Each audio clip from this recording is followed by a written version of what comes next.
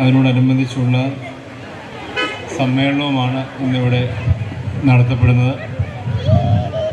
ഈ സമ്മേളനം ഉദ്ഘാടനം ചെയ്യുന്ന ബഹുമാനപ്പെട്ട ശ്രീ ഫ്രാൻസിസ് ജോർജ് MP, ശ്രീ KG രാധാകൃഷ്ണൻ ജില്ലാ panchayat president, Shri Johnson K. Varghese panchayat president, Shri Nevin George block panchayat president, വേദിയിൽ ഉപവിഷ്ടായിരിക്കുന്ന ശ്രീ അനിൽ ചെറിയാൻ, ശ്രീ നാശ സനൽ, ശ്രീ K. ചന്ദ്രശേഖരൻ പഞ്ചായത്തിൻ്റെ വൈസ് പ്രസിഡന്റ്, ശ്രീമതി റൈസി ടോമിച്ചൻ, ഈ വേദിയിൽ ഉപവിഷ്ടായിരിക്കുന്ന ശ്രീ ഹരീഷ് നമ്പൂതിരിപ്പാട്, ബഹുമാനരായ സ്റ്റാൻഡിംഗ് കമ്മിറ്റി ചെയർമാൻമാർ, ബ്ലോക്ക് പഞ്ചായത്തിൻ്റെ വൈസ് പ്രസിഡന്റ് അടക്കം ബഹുമാനരായ പ്രസിഡന്റുമാർ, പഞ്ചായത്തിൻ്റെ മുൻ പ്രസിഡന്റ് സഞ്ജയ് പ്രകാശ്, മറ്റ് ബഹുമാനരായ മെമ്പർമാർ, വിവിധ കക്ഷി നേതാക്കൾ, ഈ കമ്മിറ്റിയുടെ ജനറൽ കൺവീനർ ബിനോയ് കള്ളാട്ടൂരി അടക്കം മറ്റെല്ലാ ബഹുമാന്യരെ, പ്രിയ സഹോദരി സഹോദരന്മാരെ, സഹപ്രവർത്തകരെ, കാക്കൂർ കാളവയൽ കാർഷിക മേളയുടെ 136ാമത് കാർഷിക മേളയിലേക്ക് നമ്മൾ കടന്നിരിക്കുകയാണ്. മനോഹരമായ ഘോഷയാത്രയിലൂടെ ഇന്ന് നമ്മളെല്ലാവരും ഇന്നിവിടെ സംഗമിച്ചിരിക്കുന്നു. ഇത് വളരെ മനോഹരമാക്കിയ നിങ്ങൾ ഓരോരുത്തരെയും പ്രത്യേകം ഞാൻ അഭിനന്ദിക്കുകയാണ്. വളരെ നല്ല നിലയിൽ വർണ്ണാഭമായ ഘോഷയാത്ര, അത് നിങ്ങൾ ഓരോരുത്തരും അതിലേക്ക് കടന്നു വന്നു എന്നതാണ് ഇന്നത്തെ ദിവസത്തെ കൂടുതൽ മേന്മയുള്ളതാക്കി മാറ്റിയത്. അത് സംഘടിപ്പിച്ച പഞ്ചായത്ത് മെമ്പർമാർ, CDS ഭാരവാഹികൾ, അവരെല്ലാം സംഘാടക സമിതി, ആ എല്ലാ അർത്ഥത്തിലും നിങ്ങളുടെ ആ ഒരു പ്രയത്നം ഏറെ ശ്ലാഘനീയമാണ്. 136ാമത്തെ വർഷത്തിലേക്കാണ് നമ്മുടെ സമ്മേളനം, നമ്മുടെ കാളവയൽ കടന്നിരിക്കുന്നത്. ഇതിൻ്റെ പശ്ചാത്തലവും ഒക്കെ ഇവിടെ പ്രതിപാദിക്കുകയുണ്ടായി. കാർഷിക സംസ്കൃതിയെ ചേർത്ത് നിർത്തുന്ന ഒരു പൂർവിക സമൂഹം നമ്മുടെ ഇടയിലുണ്ട്. അവരുടെ ആ പൂർവികരുടെ അവർ പകർന്നു നൽകിയ ആ ഒരു സംസ്കൃതിയെ ചേർത്ത് നിർത്തിക്കൊണ്ട് ആധുനിക കാലഘട്ടത്തിൽ ജനകീയ പങ്കാളിത്തത്തോടെ നമ്മൾ ഈ കാർഷിക മേളയെ ഇന്നും മുന്നോട്ട് പോവുകയാണ്.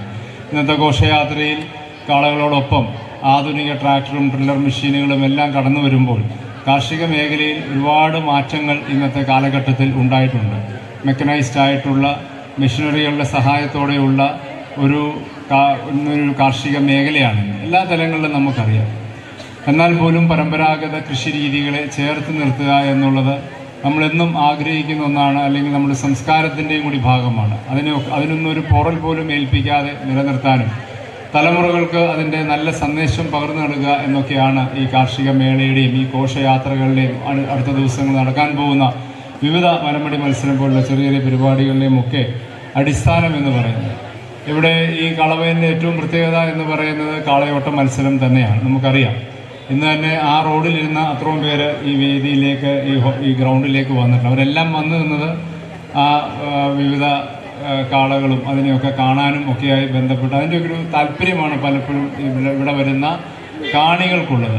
കാളയോട്ടം വർഷങ്ങളായി അത് നിലച്ചുപോയി എന്നത് നിങ്ങൾക്കറിയാം.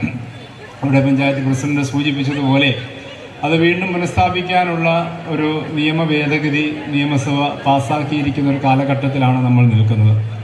2019 ഞാൻ തന്നെ കേരള നിയമസഭയിൽ ഈ കാളയോട്ട മത്സരങ്ങളെ നിയമാനുസൃതമാക്കണമെന്ന ഒരു സ്വകാര്യ ബില്ല് അവതരിപ്പിക്കുകയുണ്ടായി. അന്നു മുതൽ ഈ വിഷയവുമായി ബന്ധപ്പെട്ട് ഇതിൻ്റെ നിയമവശങ്ങളുമായി ബന്ധപ്പെട്ടുള്ള ചർച്ചകളാണ് നടന്നത്.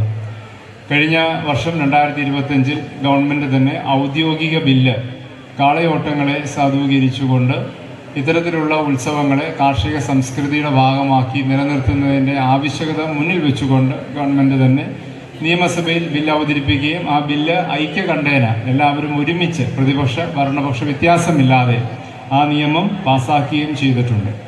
ഇപ്പോൾ യഥാർത്ഥത്തിൽ കാളയോട്ടം അടക്കമുള്ള കാര്യങ്ങൾക്ക് നിയമപരിരക്ഷയുണ്ട്. പിന്നെ സാങ്കേതികമായി പറയുന്നൊരു ഭാഗമാണ്, അത് ആക്റ്റായി നിലവിൽ വന്നിട്ടില്ല, നിയമമായി നിലവിൽ വന്നിട്ടില്ല. അത് അധികം താമസിക്കാതെ അത് നടപ്പിലാവുകയാണ്. അത് ഏതാനും എനിക്ക് തോന്നുന്നു ചിലപ്പോൾ ഈ ദിവസങ്ങളിൽ തന്നെ അത് നിയമപരമായ അതിൻ്റെ വിജ്ഞാപനം ഇറങ്ങുകയും ചെയ്യും.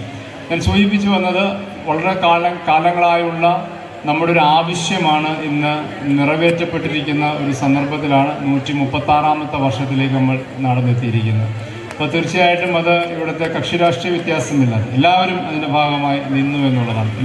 ഇവിടെ എല്ലാ രാഷ്ട്രീയ പാർട്ടികളും എല്ലാവരും ചേർന്ന് നിർത്തിക്കൊണ്ട് നടത്തിയ ഒരു വലിയ ഒത്തൊരുമയോടെയുള്ള ഒരു മുന്നേറ്റത്തിൻ്റെ ഭാഗമാണ് യഥാർത്ഥത്തിൽ നമ്മൾ 136ാമത്തെ വർഷത്തിലേക്ക് കടക്കുമ്പോൾ ഇത്തരത്തിലുള്ള പുതിയ നിയമങ്ങൾ നമ്മുടെ രാജ്യത്ത്, നമ്മുടെ സംസ്ഥാനത്ത് നമുക്ക് നടപ്പിലാക്കുവാൻ കഴിഞ്ഞിട്ടുണ്ട്. അപ്പോൾ ആ ഒരു കൂട്ടായ പരിശ്രമം നമുക്ക് വരും വർഷങ്ങളിലും മുമ്പോട്ട് കൊണ്ടുപോകാൻ കഴിയണം എന്നാണ് എനിക്ക് ഈ സന്ദർഭത്തിൽ സൂചിപ്പിക്കാനുള്ളത്. ഇന്ന് വയൽ നഗരിയായി ഇവിടുത്തെ സ്റ്റോളുകൾ അടുത്ത ദിവസങ്ങളിലൊക്കെ സജീവമാവും. ഇന്ന് രാവിലെ പഞ്ചായത്ത് പ്രസിഡന്റ് വയൽ നഗരിയിൽ പതാക ഉയർത്തിയതോടെ ആരംഭിച്ച ഈ നമ്മുടെ സാംസ്കാരിക ഈ സമ്മേളനം അടുത്ത ഒരാഴ്ചയോളം നമ്മുടെ നാടിനെ ഉത്സവ ലഹരിയിലാക്കി മുമ്പോട്ട് പോകുമ്പോൾ അതിൻ്റെ ഭാഗമായി കടന്നു വരുവാൻ പുറത്തുനിന്നൊക്കെയുള്ള അനേകം കടന്നു വരുമ്പോൾ ഏറ്റവും മനോഹരമായ ഒരു വർഷമായി ഈ കാളവയൽ ഈ വർഷം മാറട്ടെ എന്ന് ഞാൻ ആത്മാർത്ഥമായി ആശംസിക്കുന്നു, ആഗ്രഹിക്കുന്നു. മറ്റു വിഷയങ്ങളിലേക്ക് കടക്കുന്നില്ല. എല്ലാവരെയും